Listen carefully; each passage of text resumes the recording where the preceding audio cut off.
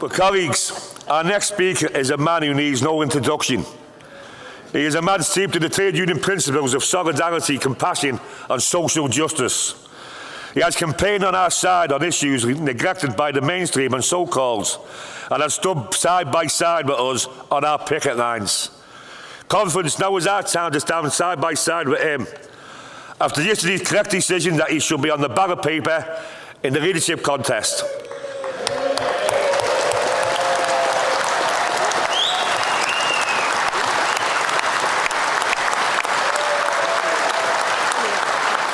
Colleagues, a democratic decision that United was pivotal in. We have a difficult few weeks ahead. Although he has been put through the mill of late, he remains steadfast loyal to the Labour Party membership who elected him. A man elected by almost 60% of the membership, a man elected with over 250,000 votes. I now call on Jeremy Corbyn, the democratically leader of the Labour Party, to address the conference again. We can go and get him.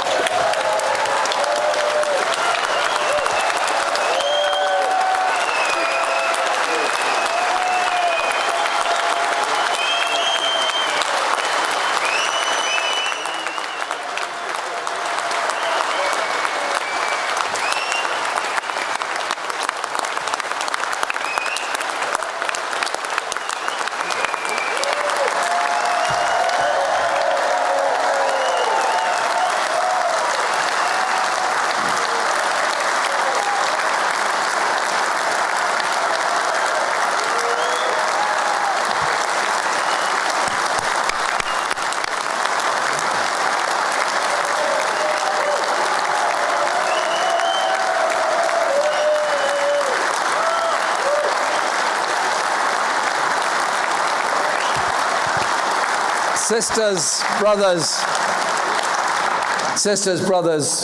Chair Tony, thank you so much for that fantastic welcome to here, Unite the Union. I'm really sorry I couldn't be here yesterday. We had a bit of business to attend to in London, and that bit of business was actually very, very important. And so it's delayed until today, but it's a real pleasure to be able to address your policy conference, workplace representatives, shop stewards, branch secretaries, all the people that are absolutely the backbone of the trade union and labour movement. Because if we don't have that workplace organisation, that branch organisation, and all that kind of day-to-day work by union reps, we are nothing, we are nowhere. It's very important to have the strength of organisation absolutely on the ground. You work every day to improve people's lives each day, week in, week out, year after year.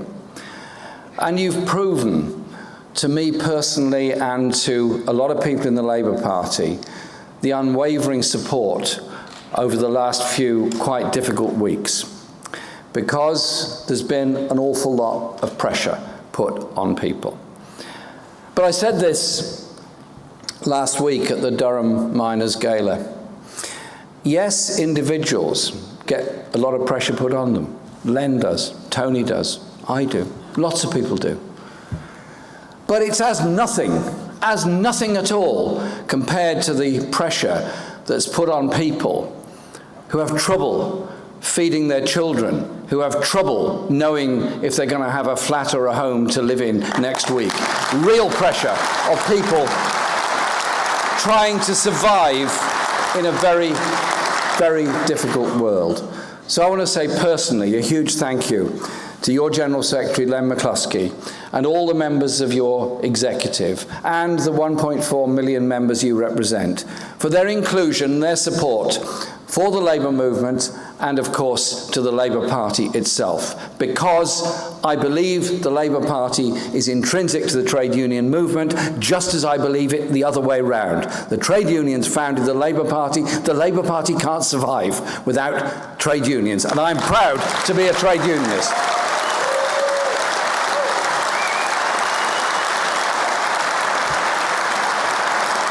And so I want to say a big thank you to Jenny, Jim, Martin and Diana for their commitment way and above the call of duty on our party's national executive and the huge efforts they make. And to the political team of Steve Turner and all the work that he does. And a special thank you to Annalise Midgley, who Len very undiplomatically poached from my office to come and work for the Unite as political secretary. So thank you very much to all of you for the fantastic work that you do. 9 months ago, I was elected, and I was very honoured to be elected to lead the Labour Party with nearly 60% of the vote. This isn't just about an individual.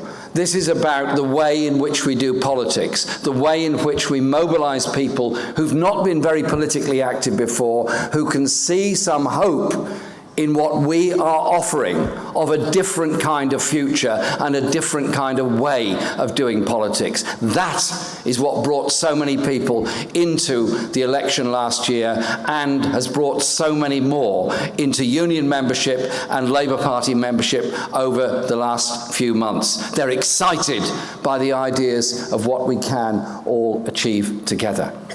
That election victory last year was very much due to the support of lots of people, and in particular many trade unions that came and gave such incredible support.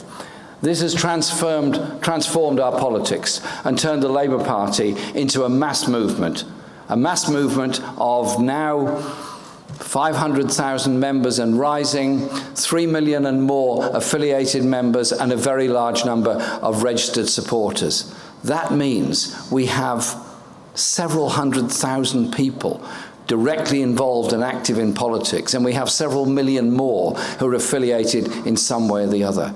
That strength, that power, that unity, that optimism together can change politics and can change people's lives and can end the level of insecurity that so many suffer. With their yes to replace this Tory government, that is what we're about. But there are some difficulties around, and I just heard the end of the debate you were having about the European Union. The result, the referendum result, has cast some very dark clouds over the future of many of our industries, over our rights at work and our protection at work. So when the government cuts to our public services are taking place, its effects on our local communities are huge and enormous. Cuts in local authority spending, cuts in health spending mean elderly are often not sufficiently well cared for, schools are underfunded, swimming pools are closed, libraries are closed. That is the product of Tory cuts and the product of rolling back the state. Now, surely, is the time for bold and united opposition to the very principles behind what this Tory government is pushing upon us. And that opposition is what we have been trying to provide. And in the last few months, we've been opposing the Tories, obviously very hard in Parliament. We forced them back on working tax credits, which they were trying to cut, and as a result, 3 million families have not had £1,000 taken out of their income this year because of your opposition, because of the Labour opposition, because of the votes we were able to muster in Parliament. Who said politics doesn't matter? And when the government in its budget tried to cut personal independence payments for people with disabilities, what a disgusting and disgraceful thing to do, to throw into the middle of the budget those cuts. And I met people in my own constituency office that evening and the following day who had been threatened with the loss of personal independence payments. A payment that was so crucial they'd built their lives around it and felt they at last were able to live in dignity because of all the campaigning all of us did over years. The government was shamed into retreat in 3 days on that one. See, they can be forced back if we take decisive, immediate action. And in that very same budget, George Osborne announced that every school would become an academy. That didn't happen, did it? They were backed off on that pretty quickly when the teachers' unions and everybody else got together and said, we're not having that. And when they tried to bring in new Sunday trading laws that would have made life so much worse for so many shop workers. We defeated them on that and forced them back. And then there are other things that we've taken up, such as their disgraceful attempt for a British government-owned company to run the prison service in Saudi Arabia with its human rights record. We shamed them into withdrawing from that contract altogether and join in others in condemning the human rights record of that government.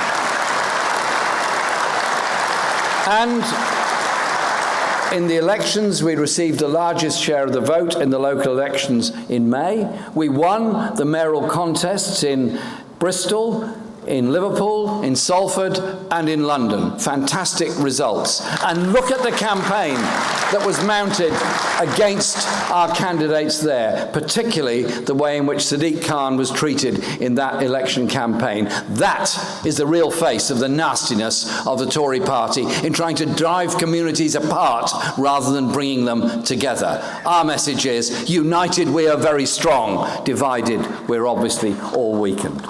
And we've won the parliamentary by-elections with larger majorities, which has been a huge step forward. And we've managed to change the debate around the type of economy that we want in this country, putting forward an alternative to government cuts and austerity. And these successes that we've had have come when the Labour Party and the Labour movement is united. We are clear in our opposition to the actions of this government. When we do things together, we're very strong. Our movement knows the truth of the old slogan. United as a movement we stand. When we divide, we all lose and we all fail. I call now for the maximum unity of the whole Labour movement against this government's economic strategy and what it's doing to the people of this country.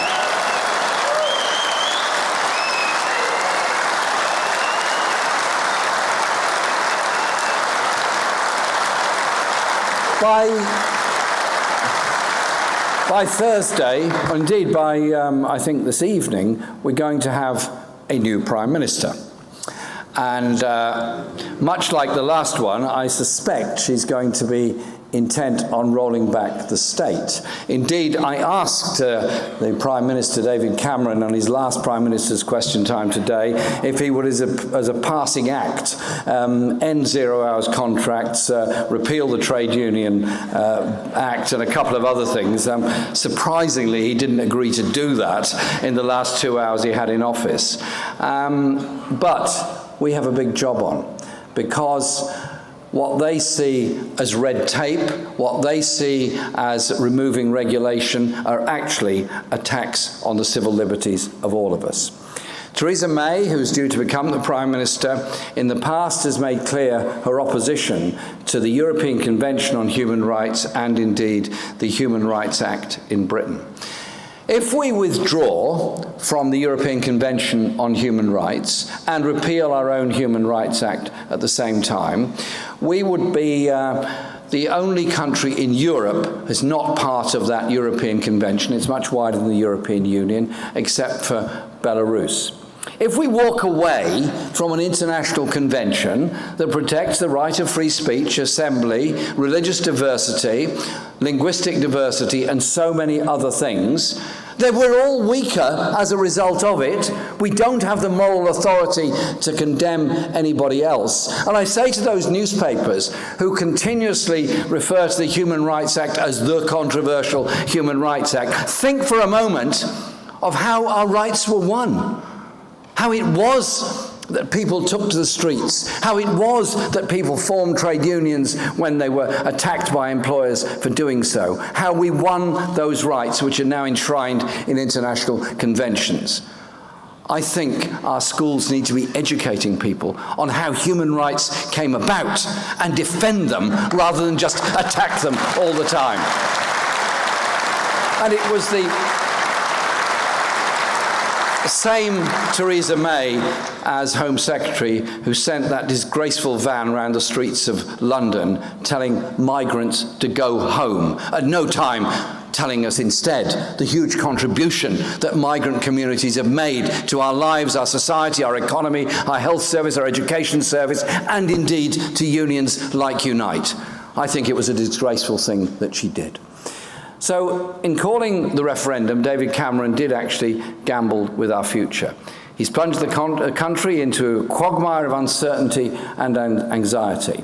And so whoever it is who ends up in the long run leading, we have Theresa May straight in tomorrow, I think we have to work out how we deal with the problems that have been brought about by the exit from the European Union. And so I was interested in the debate that you just had on that, because we have to work very hard to protect people's jobs. We have to protect the employment rights that we've won through trade union action all across Europe, such as the Working Time Directive, such as rights of maternity and paternity leave, such as 4 weeks paid holiday. They are very, very important things. They weren't a gift from above, they were an achievement from below that was endorsed eventually by the European Union. That is how our rights are won and how they exist within our society. But we've seen something very ugly since the result of the referendum in the past few weeks, and that's the wave of racist attacks in the aftermath of it.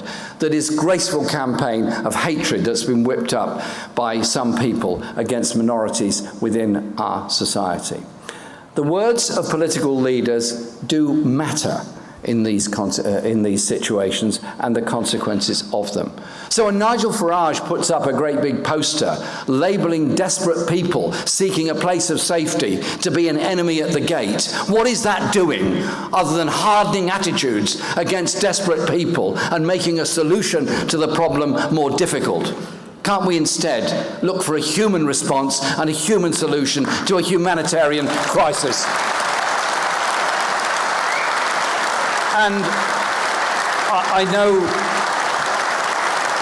your union reiterated the unconditional solidarity of all those in this country that face abuse and violence. It's that conviction that I share with Len, you all share with Len. 2/3 of Labour supporters voted to remain, and as a union, Unite did a great deal working alongside other unions in the TUC to try to ensure the experiences and voices of working class people were put into the debate. Many of you represent sections of industry and other places that are going to be directly impacted upon by the exit from the European Union. Automotive, pharmaceutical, and wider industries, all of those are affected. And I know that those of you working in civil aviation, agriculture and finance will also be deeply worried about it, because Unite has a huge and very broad membership. The country now, as I said before, faces an uncertain future, and we're all of us into uncharted waters.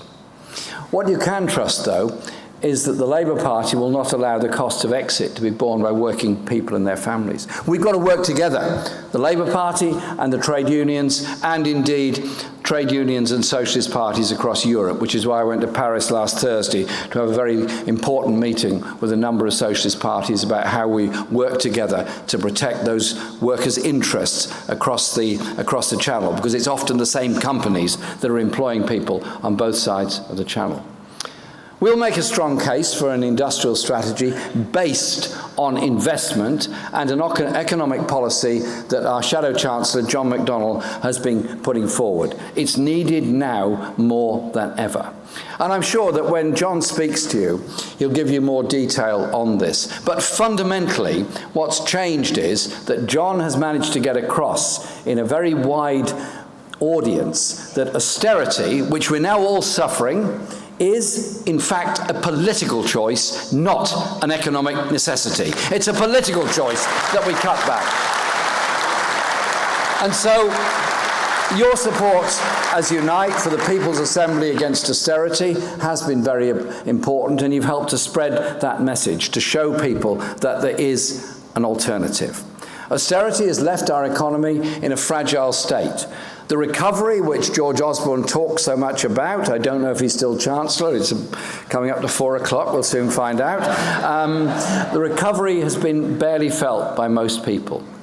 Average real wages have fallen dramatically in nearly a lost decade in pay. This is the government that capped the pay of low-paid workers while finding billions in tax breaks for the rich and large corporations. And they're at it again, now suggesting further cuts in corporate taxation, whilst at the same time underfunding all the crucial services that we all need. It's no surprise and no wonder that many people feel left behind. Left behind in an economy that works for the privileged and the few, which in her leadership campaign, even Theresa May seemed to accept. Whole communities have been left behind by an economic policy that's deindustrialized very large parts of our country and has not replaced the good quality, skilled jobs that existed before in those places. There's no better example of that than Sport Direct and the great work done by your union over Sport Direct. Good quality jobs in the mining industry replaced by Sport Direct, 0 hours contract, barely minimum wage, and a lot of people grossly exploited in that appalling factory that's there.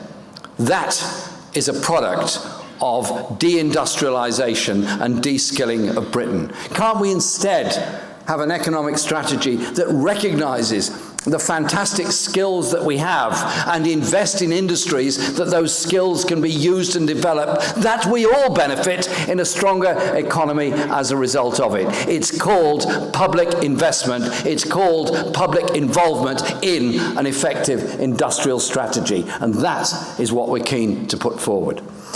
There's also the question of defending and retaining our basic industries, such as the steel industry. There's something very, very important about the steel industry, not just for its longevity, the skills and the high quality of the products that are produced at steel plants all over the UK.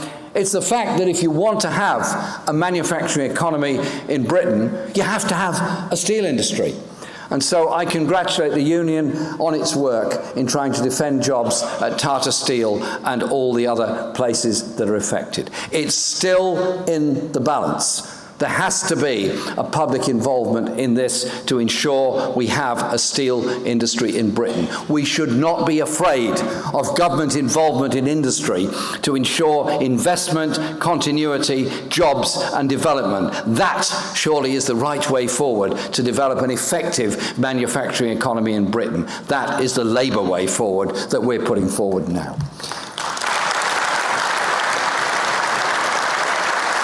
We've also campaigned together on a number of other things, such as the unfair pay cap and job cuts in the public services that our communities rely on. How many of our members of your union, of other unions, working very hard in the National Health Service and other services suddenly find their jobs are up for sale to the lowest bidder? Up for sale through privatisation of our National Health Service and destruction of it. The National Health Service is the most important institution we have in this country. Human right to get health care free at the point of use. It didn't happen by accident, it happened because the Labour movement wanted it to happen and elected a government to do it, and we have to defend it. But it's under threat. It's under threat from the Health and Social Care Act, but it's also under threat from the possibility of trade treaties in the future. Whilst the government might say that the Transatlantic Trade and Investment Partnership will be, the NHS will be exempted from it, once you enfranchise global corporations at the expense of democratically accountable national governments, you've crossed a very important line.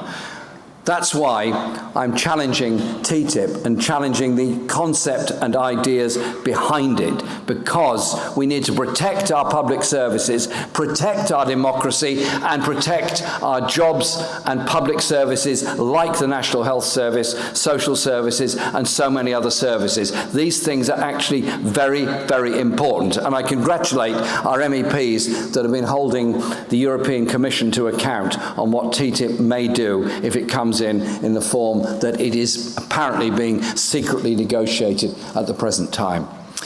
John McDonnell has outlined how a Labour government can invest in infrastructure through a public investment bank that will genuinely rebalance our economy.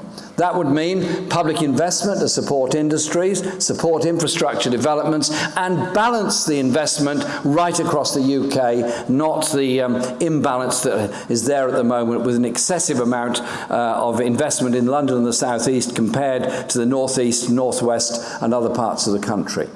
So we have to work together nationally to ensure that no local community feels they've been left behind, as so many do at the present time.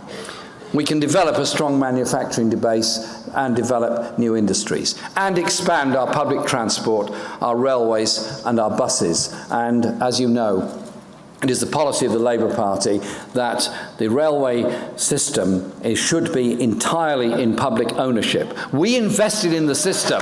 Why should others make huge profits out of it? So we can properly resource our public services and treat the workers in our NHS and council services and public services properly, with the respect they deserve to deliver the high-quality services their communities deserve.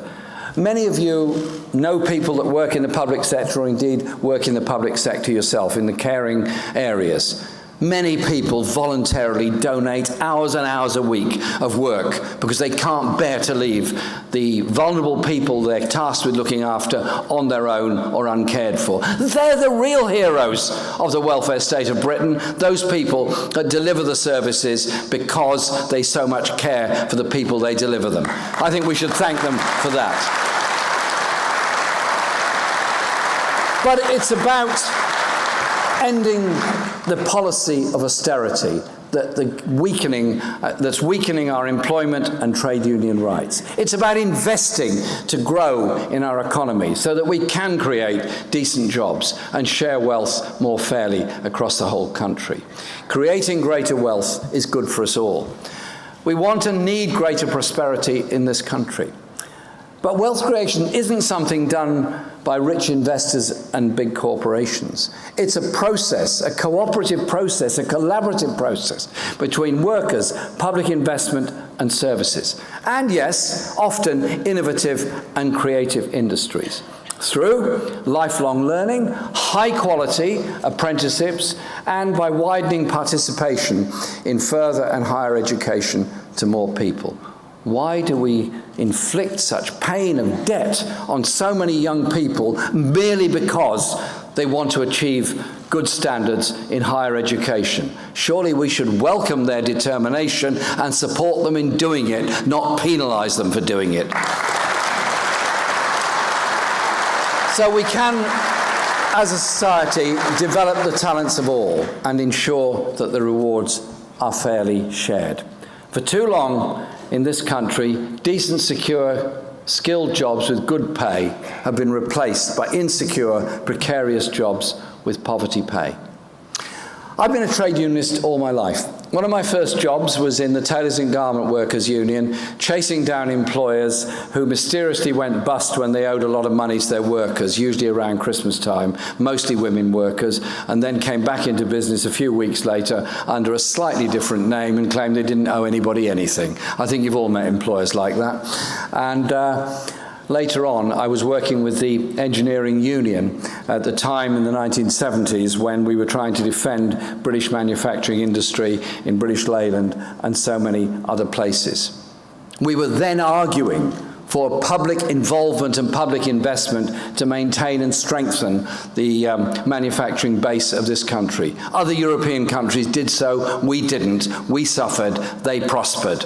I think the message is quite clear. If you want a strong manufacturing economy and a strong base, you have to be prepared to invest in it. But also, I think we should recognise that strong and effective trade unions make an enormous difference to people's lives and our whole society. We know what happens when workers don't have a strong union in the workplace. Firstly, they're paid less. Secondly, they have worse terms and conditions. Thirdly, there is more exploitation. Fourthly, there's likely to be discrimination against them. Fifthly, it's harder to get justice. Trade unions are an intrinsic part of our society, a force for good, the biggest voluntary organisation in the country. And so I want us to have positive rights to be a trade union member, positive rights at work, rather than the imposition of extremely draconian, fundamentally anti-trade union laws that we have in Britain at the present time. And when businesses oppose to having strong trade unions, we know why. Because they want, presumably, to defend the idea of low pay, insecure work and ruthless exploitation to maximise short-term profit. And so the work you did at Sports Direct and so many other places has shown just how important it is to be a member of a trade union and not allow our whole economy to be a race to the bottom in cutting pay, cutting conditions, and then the competing firm does exactly the same. That's why having that strong base of trade union membership and political pressure for strong employment law is such an important one. And you've won some fantastic victories such as Pizza Express and other places. And all the unions together, Unite in particular, played a pivotal role in winning justice for blacklisted construction workers and all that they suffered because they stood up as trade unions. And it's a testament to the power and strength of trade unions that the injustice inflicted on hundreds of workers simply for exercising their rights has at last been seriously challenged. It was their human rights and basic decency that was being challenged. Those blacklisted workers were fighting for the safety and dignity of all of us, and I think we should congratulate them for what they did. So, those that have been held to account for this have been exposed at last. But I want us to go a bit further. I want there to be a Labour government that will ensure that these practices such as blacklisting, zero-hours contracts and all the other indignities will be consigned to history. Again and again, it's trade unions and the labour movement demonstrating their actions how trade unions are a force for good, a force for equality and a force for empowerment, of winning better pay and improving lives. That's why we would need stronger trade unions, not weaker ones.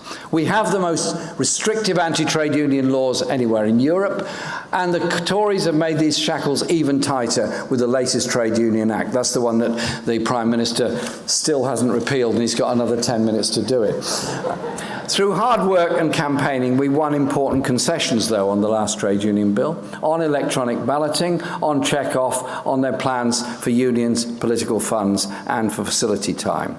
But we still know that this is a pernicious piece of legislation that we have to defeat when we get the opportunity to do so. That's why I've made those commitments. And I restate that pledge today. The next Labour government will repeal the Trade Union Act.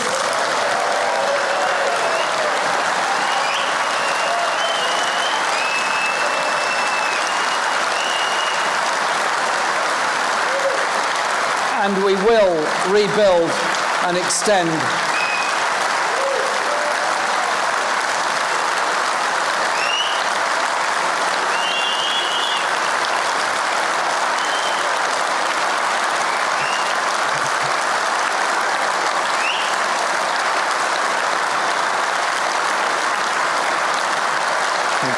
I'm not quite finished, actually. Thank you. And we will rebuild and extend individual and collective employment and trade unions' rights. That's why we've launched the biggest ever conversation about what the world of work should look like with Workplace 2020. And I'm delighted that Ian Lavery MP has taken on that task on behalf of our party to develop the Workplace 2020 discussion. Because the UK workplace is actually one of the most unequal in all developed countries. Those at the very top earn very high wages, while low pay is widespread. 6 million people earn less than the UK living wage. In work poverty, as it is at a record high. The share of national wealth people receive as wages has plummeted during recent decades. Bogus self-employment remains with us.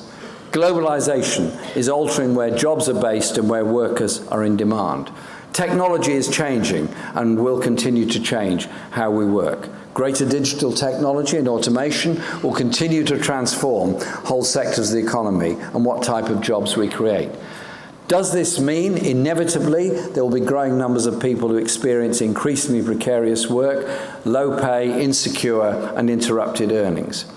In this respect, it's a technological gloss on a very old problem. But how do we ensure that everyone experiences decent work and has security in their job and income? How do we create work that enables people to enjoy their life and build a stable, secure future for themselves and their families? Improvements in productivity growth will not be achieved by trying to squeeze more for less out of workers, extending the flexible labour market, or making work more insecure. It requires well-paid, good quality, secure jobs, and that requires investment and rights.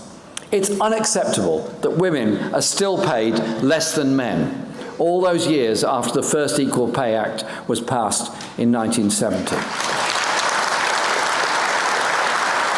It's totally unacceptable that 390,000 women a year are discriminated against because they're pregnant and are unable to get justice, made worse by things like the hike in tribunal fees.